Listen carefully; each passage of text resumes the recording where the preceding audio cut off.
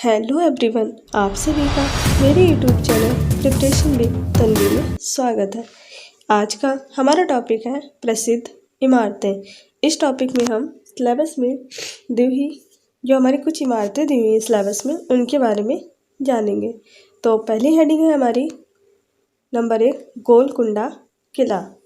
तो इसमें पहला पॉइंट है गोलकुंडा किला हैदराबाद में स्थित है। तो गोलकुंडा किला जो है वो हमारा हैदराबाद में है।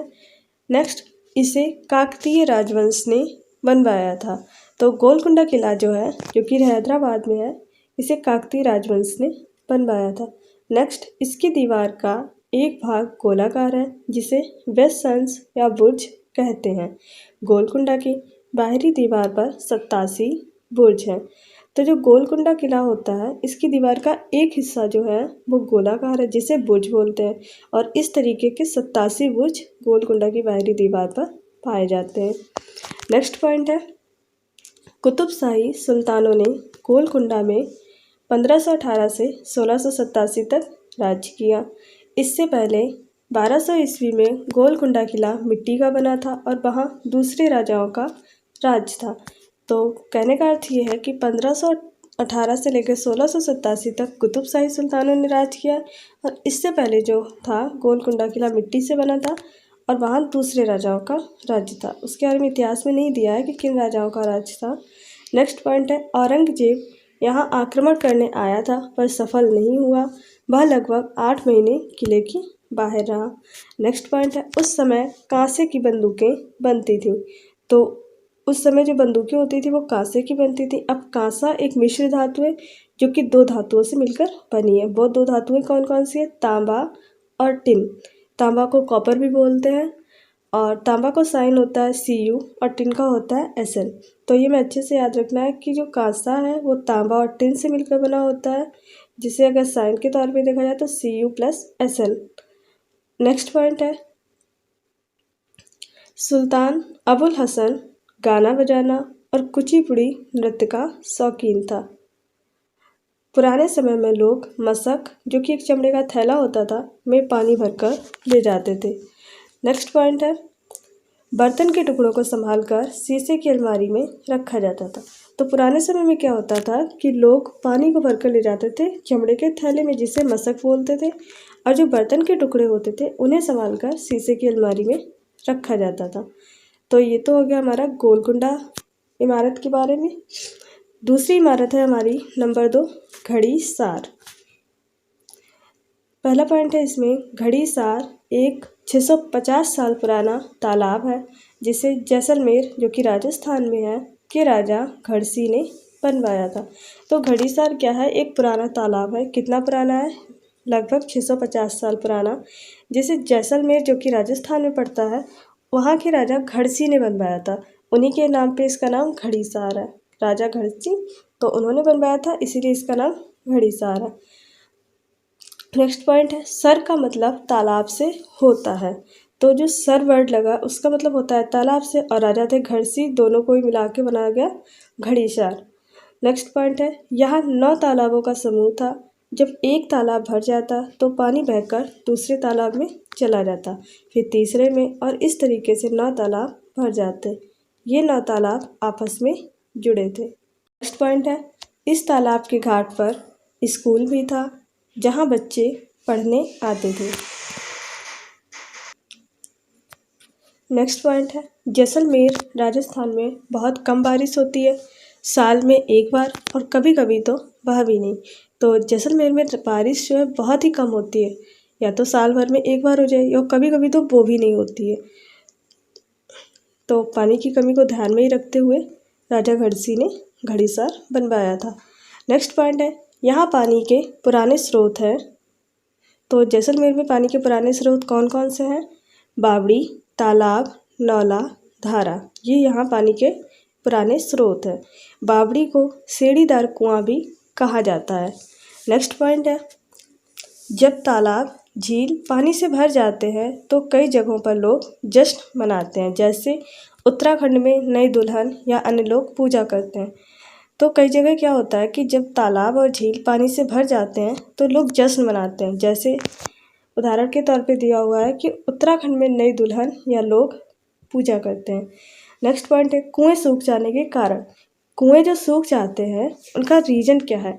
तो उसका रीज़न है मोटर से पानी निकालना, दूसरा झीलों का समाप्त हो जाना, ज़मीन को सीमेंट से पक्का करना आदि। ये हमारे रीजन है जिनकी वजह से कुएं सूख चुके हैं। अगला पॉइंट है सन 1986 में जोधपुर और उसके आसपास के इलाकों में सूखा पड़ा तो लोगों ने पुरानी बावड़ियों को फिर से साफ करके 200 ट्रक कूड़ा निकाला। बावड़ी ने पूरे शहर को पानी पिलाया, पर अब फिर से बावड़ियों को फुला दिया गया है। तो इस पॉइंट में जो बावड़ियाँ होती हैं जिन्हें सीढ़ीदार कुआं कहते हैं, उनके महत्व को दिखाया गया है कि सन 1986 में जोधपुर और उसके आसपास के इलाके में जब सूखा पड़ा था तो ये जो बावड़ियाँ हैं यही काम आई थी। इन्होंने ही पूरे शहर को पानी पिलाया था, लेकिन अब इनके महत्व को फिर से भुला दिया गया है।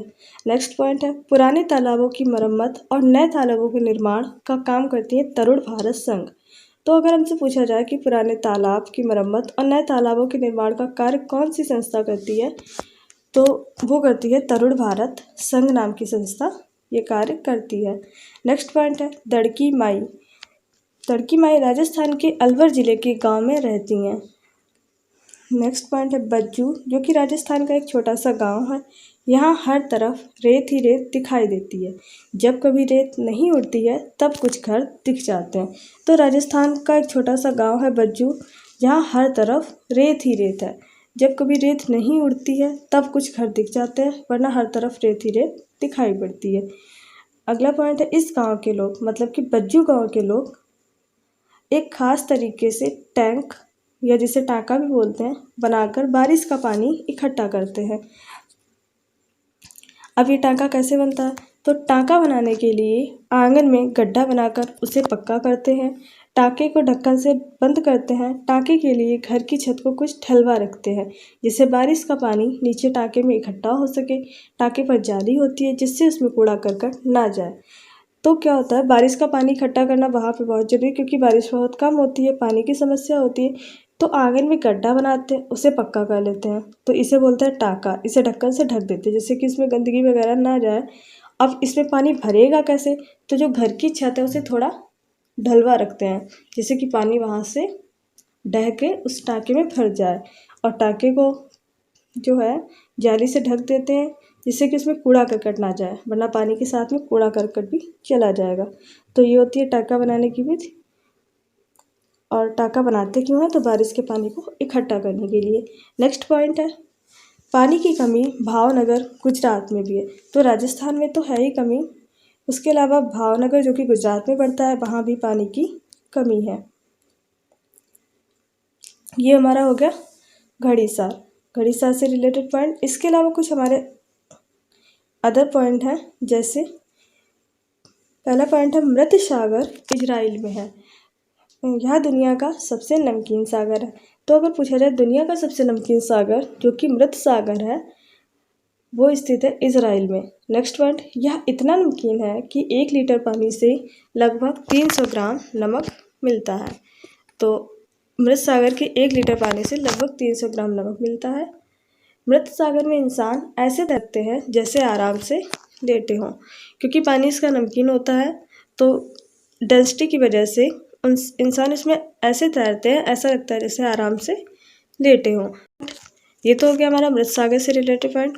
नेक्स्ट पॉइंट है हमारा कुछ चीज़ें जैसे शक्कर, नमक पानी में पूर्णतः घुल जाती हैं, जबकि मिट्टी चौक तली में बैठ जाती हैं। तो ये नॉर्मल सी बात है कि पानी में शक्कर, नमक ये सारी चीज़ें घुल जाती हैं, जबकि मिट्टी, चौक ये हमारी तली में बैठ जाती हैं। तेल घुलता नहीं है बल्कि तैरता रहता है।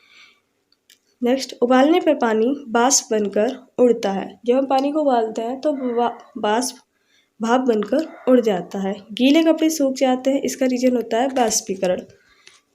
वाष्पीकरण की वजह से गीले कपड़े सूख जाते हैं। कि हमारे कुछ पॉइंट्स थे। अब आगे हम जानेंगे कि ग्रीन हाउस गैसेस कौन कौन सी होती हैं। तो हमारी ग्रीन हाउस गैसेस हैं जैसे methane, nitrous oxide, carbon dioxide, fluorocarbon, जलवाष्प और ओजोन। ये हमारी ग्रीन हाउसेस गैसें हैं। 1 2 3 4 5 6, ये 6 हमारी ग्रीन हाउसेस गैस हैं। कौन कौन सी? Methane, nitrous oxide, carbon dioxide, chlorofluorocarbon, जल वाष्प और ओजोन। तो ग्रीन हाउस गैसों को याद करने के लिए हम एक ट्रिक से इन्हें याद करेंगे। ट्रिक है मीना का जलवा। मी से हो जाएगा मीथेन, ना से नाइट्रस ऑक्साइड, का से हमारी 2 हो जाएंगी कार्बन डाइऑक्साइड और क्लोरोफ्लोरोकार्बन, जलवा से जल वाष्प। तो ये 5 हमारी हो गई इस ट्रिक से, और एक हमें अलग से याद रखना है ओजोन। तो इस ट्रिक से हम ग्रीन हाउस गैसेस को अच्छे से याद रख सकते हैं। ट्रिक है मीना का जलवा। तो ये हमारे कुछ पॉइंट्स थे जो कि हमारी इमारत से रिलेटेड, और कुछ हमारी इसी में गैसेस के बारे में हमने पढ़ा। अब इस टॉपिक से रिलेटेड मल्टीपल चॉइस क्वेश्चंस को देख लेते हैं। पहला क्वेश्चन है हमारा नंबर 1, गोलकुंडा किला जो कि हैदराबाद में है बनवाया था? नंबर 1 मौर्य साम्राज्य, नंबर 2 काकतीय राजवंश, नंबर 3 चोल वंश, नंबर 4 चालुक्य वंश। तो इसका राइट आंसर होगा ऑप्शन नंबर 2 काकतीय राजवंश। काकतीय राजवंश ने गोलकुंडा किला बनवाया था। नेक्स्ट क्वेश्चन नंबर 2, कांसा किन 2 धातुओं का मिश्रण है? हमारे ऑप्शंस है नंबर 1 कॉपर और टिन, नंबर 2 जिंक और कॉपर, नंबर 3 लेड और टिन, नंबर 4 लोहा और कार्बन।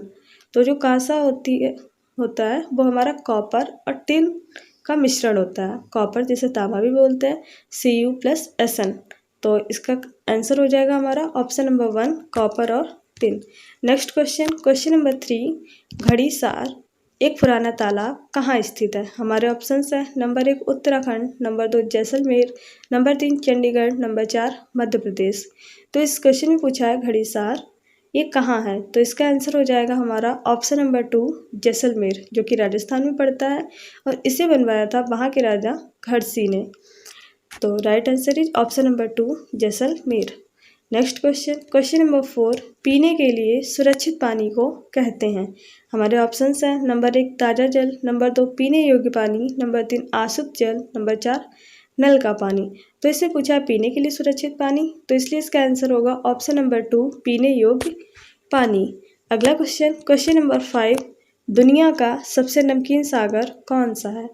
हमारे ऑप्शंस है नंबर 1 कैस्पियन सागर, नंबर 2 मृत सागर, नंबर 3 लाल सागर, नंबर 4 टिटिकाका झील। तो इसका राइट आंसर होगा ऑप्शन नंबर 2 मृत सागर। और ये मृत सागर कहाँ है? तो वो इजराइल में है। नेक्स्ट क्वेश्चन नंबर 6, निम्न में से कौन सी ग्रीन हाउस गैस नहीं है? हमारे ऑप्शंस हैं number 1 methane, number 2 carbon dioxide, number 3 sulphur dioxide, number 4 ozone. तो अभी हमने पढ़ा था पीछे ट्रिक से मीना का जलवा। तो मीथेन हमारी होती है, कार्बन डाइऑक्साइड भी होती है, ओजोन भी होती है। तो इसमें पूछा नहीं है, तो इसलिए इसका राइट आंसर होगा ऑप्शन नंबर 3 सल्फर डाइऑक्साइड।